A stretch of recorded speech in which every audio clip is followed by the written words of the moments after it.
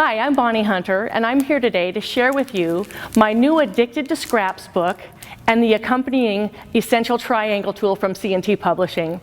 I love working with the Essential Triangle tool. It makes the units that we work with every day in traditional patchwork easy from simple strip widths. Usually when we're working with half-square triangles, we end up with having to cut funny measurements, either 2 7/8 or 3 3/8. And sometimes those 1/8 of an inch markings are hard to find on the ruler. What if you could cut your units from normal size strips? For instance, if you were making the box kite quilt found in Addicted to Scraps, you would need half-square triangles that finish at 2 inches.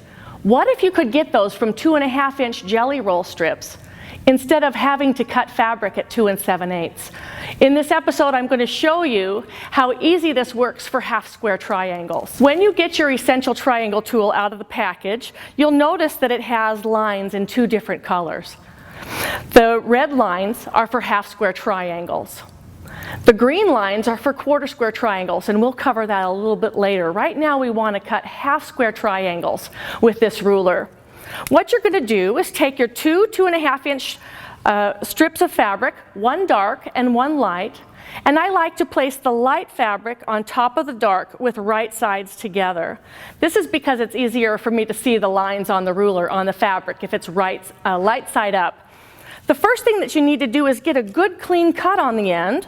So we are going to place the ruler on the right end of the strip with the seam line adjusted to the top of the strip so you get a good square cut, and trim that seam line right off, that extra fabric, any selvage, any uneven ends. Now I'm a right-handed cutter, so I'm going to move that edge right back over to my left hand so that I can cut. If you were a lefty, it's going to be mirror image. You would be trimming up your fabric on the left side, and then you'd be moving that over to your right. So you would do the exact same procedure, but in mirror image. We are working with 2 1/2 inch strips for a 2 inch finished half-square triangle. That means we're going to use the 2 inch line on the ruler. The ruler is marked in finished size, and that's what I like to keep in mind when I'm working with any unit. It's the finished size that I'm aiming for.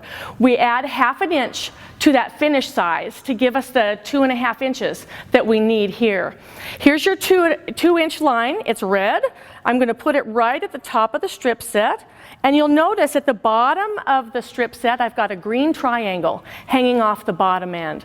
The reason why we can get by with 2 1/2 inch strips instead of 2 7/8 is we've already trimmed one dog ear off of the triangle pair. What I'm going to do is take my rotary cutter and make one cut. That's my first ready to sew pair of half-square triangles right there. From this point, it's an easy movement. You're going to pivot that green triangle to the top of the strip set and bring that 2 inch line down to the bottom, aligning the edge of the ruler along the diagonal that you just cut. Here's our second pair. And you can work easily up the strip. I will work through as many as 4 layers at once, no more than 4, but start with 2 until you're comfortable with it. We're going to pivot the ruler, slide that 2 inch red line right up to the top of the strip set. The green triangle is off the bottom again, and we're going to make a cut. And you would cut as many as you need for the design that you're working. This ruler is designed to work with strips that'll give you 1 inch finished half-square triangles all the way up to 6 inch finished half-square triangles. Now the nice thing when working with triangles that have their dog ears already trimmed off is they're very easy to chain feed through the sewing machine. I'm going to turn these over so the blue side is up, and you'll notice that the missing dog ear just snugs right up underneath the triangle before it. When you go to sew these, you're going to need to do a test on your seam allowance to make sure that you're getting the unit size that you need. If you're sewing with a full 1/4 inch foot, your unit may end up being just a hair small, so maybe you've heard about sewing a little bit scant before.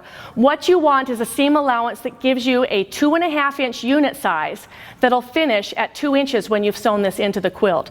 So your 1/4 inch seam, or a little bit scant, will come all the way down your diagonal. And here's another hint for you. When you go to press your chain, Take the whole chain to the ironing board, lay it on top of the ironing board with the blue triangles or the dark triangles on top, and you can chain press as well before you come through and snip those units apart so that they're all in the same organization. I hope that you enjoy working with the Essential Triangle tool. In our next episode, we'll show you how to cut quarter square triangles and combine the half square triangle units and the quarter square triangles together into flying geese.